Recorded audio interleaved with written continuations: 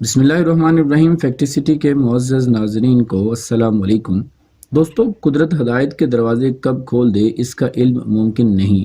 مسلمانوں کے خلاف نس نس میں بھری ہوئی نفرت اور اسلام کو صفحہ ہستی سے مٹانے کا عزم لے کر پرآسائش زندگی کو چھوڑ کر افغانستان کے سنگلاہ پہاڑوں کا رخ کرنے والی ایک خاتون کی کہانی، جس نے کفر اور اسلام دشمن عناصر کو سکتے میں ڈال دیا۔ ریڈلی، جو کہ نوجوان اور انتہائی پرکشش خاتون تھی، مگر اسلام اور مسلمانوں سے نفرت اس میں کوٹ کوٹ کر بری ہوئی تھی۔ ریڈلی اس نفرت کو لیے طاغوتی قوتوں کی مدد کرنے، مسلمانوں کو نیست و نابود کرنے کا ارادہ لیے افغانستان کا رخ کرتی ہے۔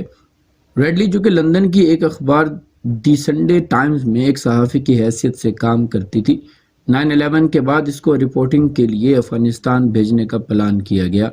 یہ لندن سے پاکستان آتی ہے، جہاں آ کر افغانستان ویزے کے لیے اپلائی کیا، مگر کامیاب نہ ہو سکی۔ ریڈلی کا ارادہ پکا تھا، اس نے ہر حال میں افغانستان پہنچنا تھا۔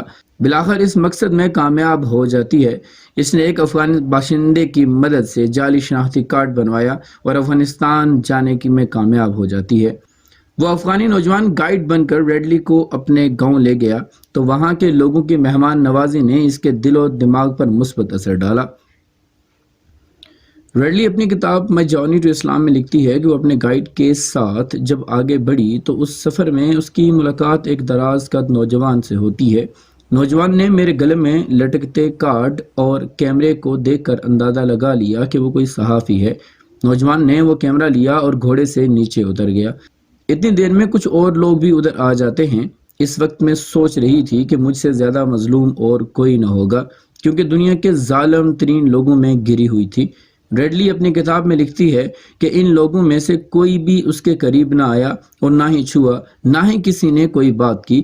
بس ایک نوجوان نے ساتھ چلنے کا اشارہ کیا اور میں چل پڑی۔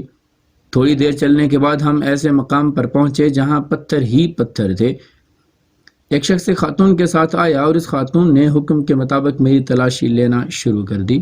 ریڈلی کہتی ہے کہ میں ان کے اس عمل سے حیران ہوئی کہ دنیا کی مہذب ترین ممالک میں اور خود کو ترقی یافتہ کہنے والے معاشروں میں بھی اس بات کا خیال نہیں رکھا جاتا کہ کون کس کی تلاشی لے رہا ہے، مگر ان کا یہ عمل ان مہذب معاشروں سے کئی گنا بہتر تھا۔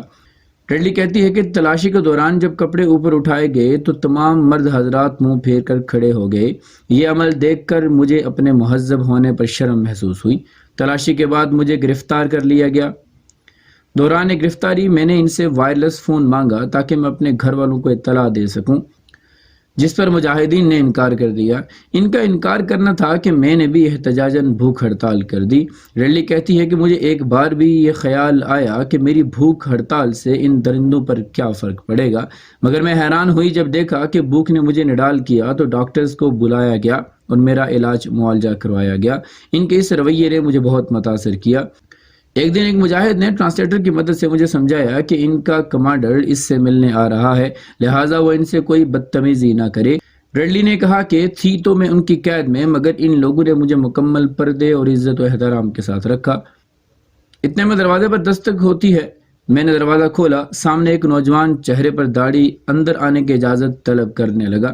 اندر آ کر اس نے حال احوال پوچھا اور یقین دہانی کروائی کہ ہم تمہاری جان، مال، عزت و آبرو کے ذمہ دار ہیں، آپ بے فکر رہیں۔ ریڈلی کہتی ہے کہ وہ پہلے ہی ان لوگوں کے رویے سے بہت متاثر ہو چکی تھی۔ جب امریکہ نے حملہ کیا تو تیسرے دن مجھے یہ کہا گیا کہ اگر آپ چاہیں تو ہم آپ کو حفاظت کے ساتھ پاکستان چھوڑ آئیں۔ ریڈلی حیران ہوئی کہ ان کی اپنی جان پر بنی ہے، مگر یہ لوگ میری حفاظت کی بات کر رہے ہیں۔ ریڈلی متاثر ہوتی ہے اور رہائی کے بعد اسلام کو مکمل پڑھنے کا فیصلہ کرتی ہے، جس سے اس کی زندگی مکمل طور پر تبدیل ہو جاتی ہے۔ دوستو، ہدایت کب، کہاں، کس حال میں ذہن اور قلب کے بند دریچوں پر دستک دے معلوم نہیں۔ اس دستک کو محسوس کر کے قبول کرنا یہ حضرت انسان کے اختیار میں ضرور ہے۔ امید ہے کہ ہماری آج کی یہ ویڈیو آپ کو پسند آئی ہوگی۔ ویڈیو پسند آنے کی صورت میں لائک، شیئر اور کمنٹ ضرور کیجیے گا۔ ملتے ہیں اپنی اگلی ویڈیو میں کسی نئے ٹاپک کے ساتھ، تب تک اپنا اور اپنے سے منسلک تمام لوگوں کا خیال رکھیے گا۔ فی امان اللہ۔